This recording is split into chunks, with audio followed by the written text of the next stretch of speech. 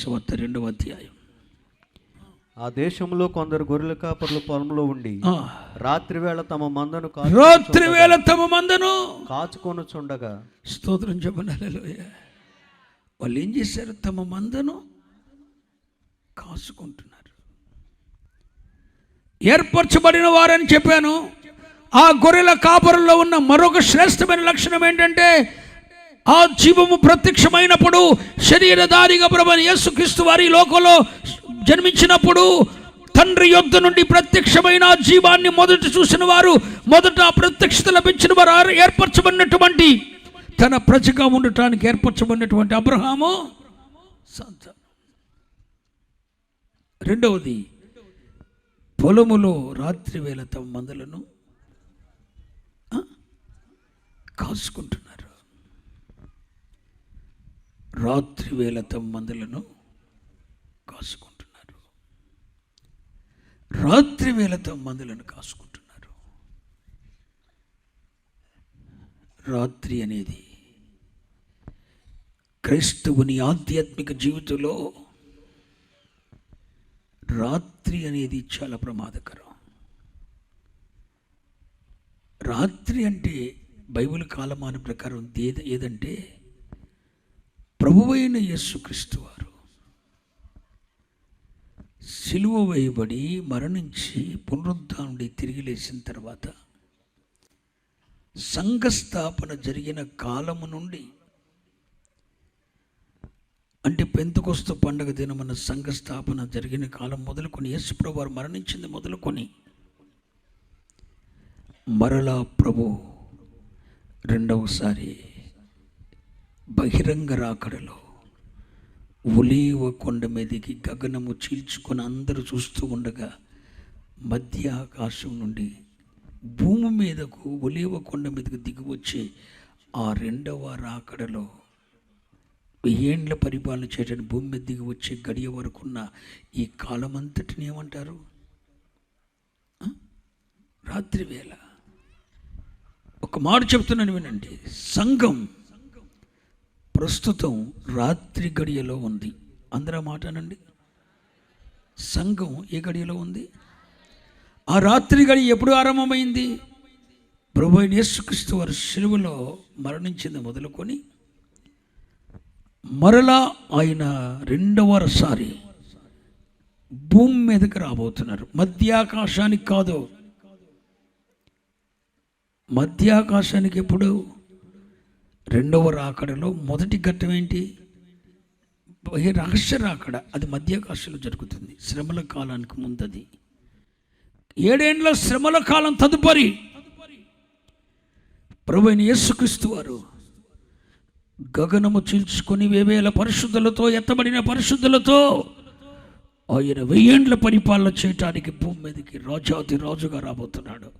ప్రభుల ప్రభువుగా రాబోతున్నాడు.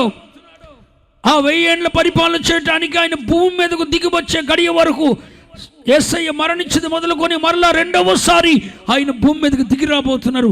ఆ గడియ వరకు ఈ కాలం అంతా ఏ కాలం? రాత్రి కాలం. ఇప్పుడు మనం ఏ గడియలో ఉన్నాం? రాత్రి గడియలో ఉన్నాం. రాత్రి గడియ అనేది చాలా ప్రమాదకరమైనది. తెల్లారుతుంది కదండి, అది కూడా మనకు రాత్రి. సంఘం ఇప్పుడు రాత్రి గడియలో ఉంది. ఈ రాత్రి గడియలో ఉన్న సంఘం చాలా జాగ్రత్తగా ఉండాలి. రాత్రి అనేది చాలా ప్రమాదకరమైనది. ఆ రోజున ప్రభువైన యేసుక్రీస్తు వారు ఆ జీవము ప్రత్యక్షమైనప్పుడు రాత్రి వేళ వారు పొలములో తమ మందలను కాసుకుంటున్నారు. ఇప్పుడు రెండవసారి ప్రభు మేఘాల మీద కాదు, అదిగో భూమి మీదకి రాబోతున్న రహస్య బహిరంగ రాకడ వరకు ఈ కాలమంతా కూడా రాత్రి గడియే. జీవము గల దేవుని సంఘం ప్రస్తుతం భూమి మీద రాత్రి గడియలో ఉంది. రాత్రి గడియలో ఎప్పుడు ఏం జరుగుతుందన్నది ఎవరికి తెలియదు. ఈ రాత్రి గడియ గురించి కొన్ని మాటలు మీతో చెప్పాలని ఆశపడుతున్నాను. మొదటి దెస్సలోనికే పత్రిక 5వ అధ్యాయం 7వ వచనం చూడండి. మొదటి దెస్సలోనికే పత్రిక 5వ అధ్యాయం 7వ వచనం. నిద్రపోవారు రాత్రి వేళ నిద్రపోవుదురు, మత్తుగా ఉండువారు రాత్రి వేళ మత్తుగా ఉందరు. రాత్రి వేళ ఎలా ఉంటారు ప్రజలు?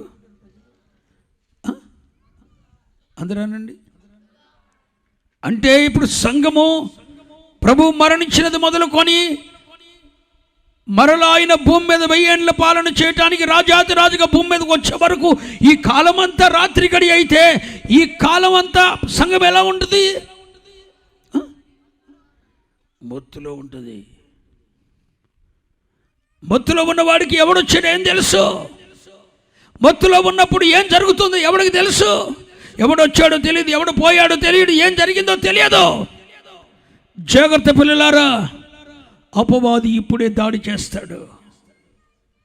నీ ఆత్మీయ జీవితాన్ని దోసుకోవటానికి, నీలో ఉన్న సుగుణాల సంపన్నతను దోసుకోవటానికి, నీలో ఉన్న ప్రభు అయిన యేసుక్రీస్తు యొక్క వ్యక్తిత్వాన్ని, గుణశీలతను నీలో దోసుకోవటానికి, క్రీస్తు యేసునందున్న భక్తిని, విశ్వాసాన్ని, సరళతను, నీలో ఉన్న పరిశుద్ధతను దోసుకోవటానికి రాత్రి వేళే దోసుకునేవాడు దొంగ అపవాది నీ మీద దాడి చేస్తాడు.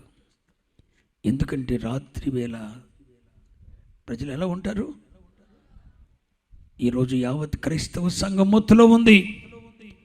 ఎలాంటి మత్తులో ఉందంటే, నిద్ర మత్తు కమ్మిన వాడికి ఎదుటోడు ఏం మాట్లాడుతున్నాడో అర్థం కాదు. బాగా కడుపు తిన్నవాడికి మొత్తెక్కుతుంది. మొత్తెక్కిన వాడు నిద్రలో ఉన్నప్పుడు వాడు ఏం మాట్లాడతాడో అర్థం కాదు. సంఘము కూడా భయంకరమైన మత్తులోకి వెళ్ళిపోయింది.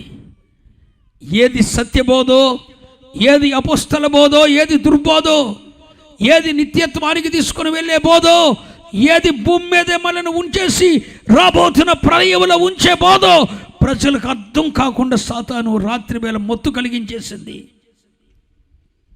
నిద్రమత్తులో ఉండిపోయింది సంఘం. రాత్రి అనేది చాలా ప్రమాదకరం పిల్లలారా. రాత్రి వేళ మత్తులో ఉంటారు. ఏది సత్యం, ఏది అపోస్తల బోధో, ఏది దుర్బోధో ప్రజలకు అర్థం కానంత మొత్తెక్కేసింది.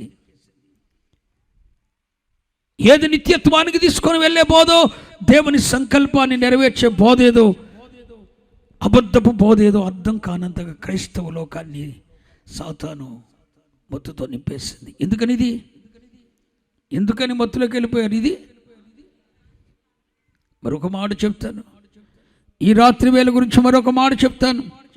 పరిశుద్ధ గ్రంథంలో నుండి యోహాను సువార్త 11వ అధ్యాయం 10వ వచనం.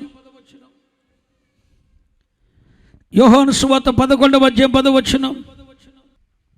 అయితే రాత్రివేళ ఒకడు నడిచిన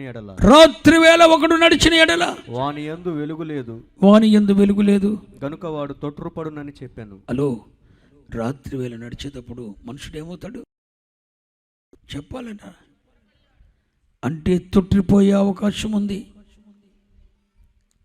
రాత్రి వేళ నడుస్తున్నాం. ఇప్పుడు సంఘం ఏ గడియలో ఉందని చెప్పాను? అందరి నోటితో చెప్తే బాగుంటుంది. రాత్రి గడియలో ఉంది. ఈ రాత్రి గడియలో ఉన్న సంఘం మత్తులో ఉంది.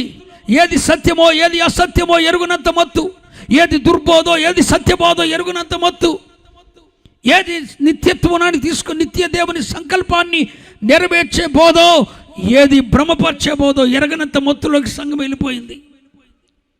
మరి ఇలాంటి భయంకరమైన దినాలలో రాత్రి వేళ నడిచేవాడు ఖచ్చితంగా తొట్టిపడే అవకాశం ఉంది. దేవుని హృదయానుసారుడైన దావీదు సైతము ప్రొద్దుకొక వేళ తప్పిపోయాడు. దావీదు తప్పిపోయిన వేళ ఏ వేళ? ప్రొద్దుకొక వేళ. రాత్రి గడియలో తొట్టుపడే అవకాశం ఉంది. ఎంతటి పరిశుద్ధుడైనా, ఎంతటి నిష్ఠ కలిగిన వ్యక్తి అయినా, ఎంతటి పరిశుద్ధత, పవిత్రత, సమర్పణ, వైరాగ్యం కలిగిన వాడైనా రాత్రి గడియలో తప్పిపోయే అవకాశం ఉంది, పడిపోయే అవకాశం ఉంది, తొట్టుపడే అవకాశం ఉంది, జారిపడే అవకాశం ఉంది. రాత్రి వేళ నడిచేవాడు తొట్టు పట్టడానికి అవకాశం ఉంది. నేను జారిపోను, నేను పడిపోను, నేను సమర్పణ కలిగిన వ్యక్తిని, చాలా రోషం కలిగినవాడిని, నా భక్తిని, నా విశ్వాసాన్ని కాపాడుకోగలిగిన దమ్ము, ధైర్యం, విశ్వాసత నాకు ఉందని అనుకోవద్దు. తొట్టుపడే అవకాశం ఉంది. ప్రొద్దుకొక వేళ దేవుని హృదయాన్ని ఎరిగిన దావీదు సైతము కూడా తొట్టుపడ్డాడు. ఇలాంటి భయంకరమైన పరిస్థితుల్లో ఇప్పుడు సంఘం ఉంది. నీవున్నావు, నేనున్నాను. మరి రాత్రి ప్రభు మాట్లాడుతున్నాడుగా, రాత్రి అనేది మత్తు కలిగిస్తుంది, రాత్రి అనేది మాట్లాడినారు, తొట్టుపడటానికి అవకాశం ఉంది. ఈ రాత్రి ఎంత ప్రమాదకరమైందంటే యోహాను సువార్త 13వ అధ్యాయం, యోహాను సువార్త 13వ అధ్యాయం 29-30. డబ్బు సంచి యోధా యొద్ద ఉండెను గనుక పండుగకు తమకు కావలసిన వాటిని కొనుమని అయినను బేదలకు ఏమైనా ఇమ్మని అయినను యేసు వానితో చెప్పినట్టు కొందరనుకొనిరి. వాడు ఆ మొక్క పుచ్చుకొని, వాడు పరిశుద్ధ బలలో పాల్గొని ఆ మొక్క పుచ్చుకొని వెంటనే బయటికి వెళ్ళను. యేసయ్యను విడిచిపెట్టి వెళ్ళిపోయాడట. అప్పుడు రాత్రి వేళ ఇస్కరియోతు యోధా యేసయ్యను అమ్మటానికి పరిశుద్ధ బలలో చేపుచ్చి ఆ రొట్టె తిని ద్రాక్షరసం తాగి యేసయ్యను అమ్మటానికి యేసయ్యను విడిచిపెట్టి వెళ్ళిపోయాడు. అది ఏ వేళ? నువ్వు అపొస్తలుడవైనా సరే రాత్రి సమయంలో ఆయన్ని విడిచిపెట్టి వెళ్ళిపోయే అవకాశం ఉంది. ఏం చెప్తుందో అర్థమవుతుందా? అపొస్తలుడు సైతము యేసయ్యను విడిచిపెట్టి వెళ్ళిపోయి ప్రధాన యాజకులతో బేరం ఆడాడు. ఏ వేళ? రాత్రి వేళ. యేసయ్యను నమ్ముకోవడానికి వెళ్ళిపోయాడు ఇస్కరియోతు యూదా. అది ఏ సమయం? రాత్రి వేళ. యూదా తొట్టుపడింది, క్షమించండి, యూదా యేసయ్యను విడిచిపెట్టి ప్రధాన యాజకుల దగ్గరికి వెళ్ళి యేసయ్యను నమ్మటానికి బేరమైంది. ఏ వేళ? రాత్రి వేళలో తొట్టుపడే అవకాశం ఉంది. యేసయ్యను విడిచిపెట్టి ధనాన్ని అత్తుకునే అవకాశం ఉంది. అందరూ అన్నమాట, యేసయ్యను విడిచి ధనాన్ని అత్తుకునే అవకాశం ఉంది. భూమి మీద దేవుని స్థానాన్ని దొంగిలించగలిగిన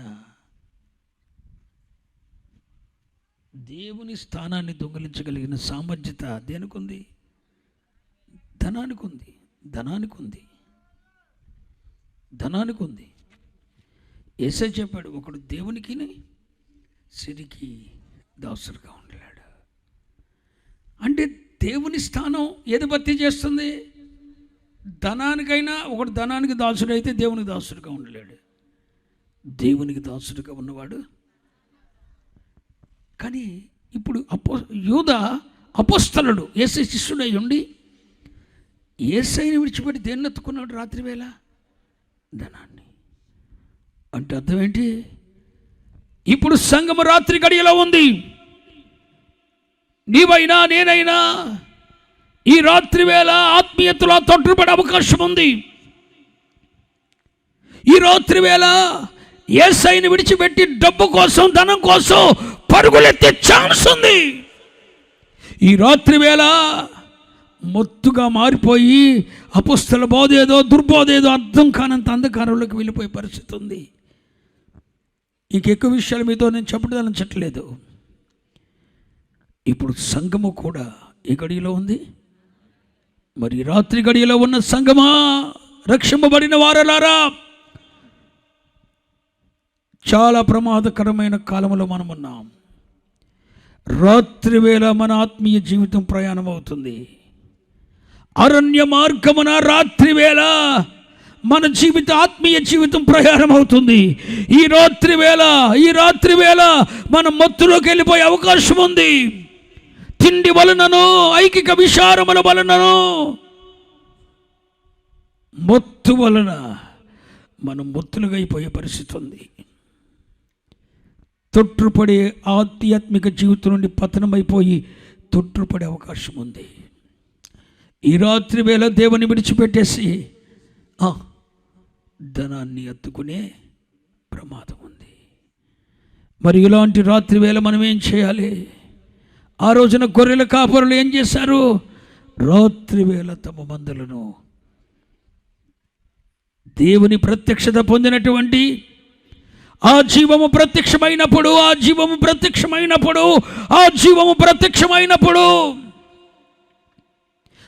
ఆ మొదటి ప్రత్యక్షత గొర్రెల కాపరులకి దక్కింది.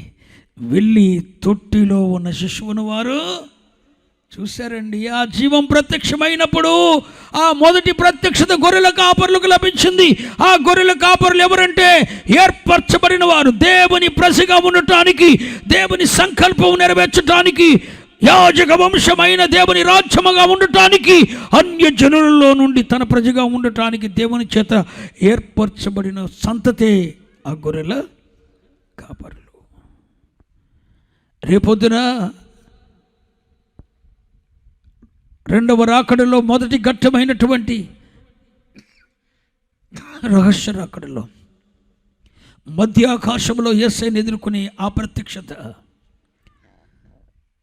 భూమి మీద ఏర్పరచబడిన వారికి దక్కబోతుంది. స్తోత్రం చెప్పండి. ఆ ఏర్పరచబడిన వారు ఎవరై ఉండాలి? అబ్రహాము సంతానమైనంత మాత్రాన అందరికీ ఆ గొర్రెల కాపులకు లభించిన ప్రత్యక్షత అబ్రహాము సంతానం అందరికీ లభించలేదు. మనము కూడా దేవుని పిల్లలమైనంత మాత్రాన ఆ మహిమ గల రాకడలో మధ్య ఆకాశానికి సంఘం ఎత్తబడేటప్పుడు ఆ ప్రత్యక్షత క్రైస్తవులందరికీ లభించదు. పొలములో రాత్రి వేళ తమ మందలను కాసుకుంటున్న వారికి. ఈ రాత్రి నీ ఆత్మీయ జీవితాన్ని ఎవరో కాయనవసరం లేదు బిడ్డలారా. దేవుడు కాయుడు. నీ ఆధ్యాత్మిక జీవితాన్ని నువ్వు కాసుకోవాలి. నీ భక్తి జీవితాన్ని, నా భక్తి జీవితాన్ని నేను, నీ భక్తి జీవితాన్ని నువ్వు కాపాడుకోవాలి.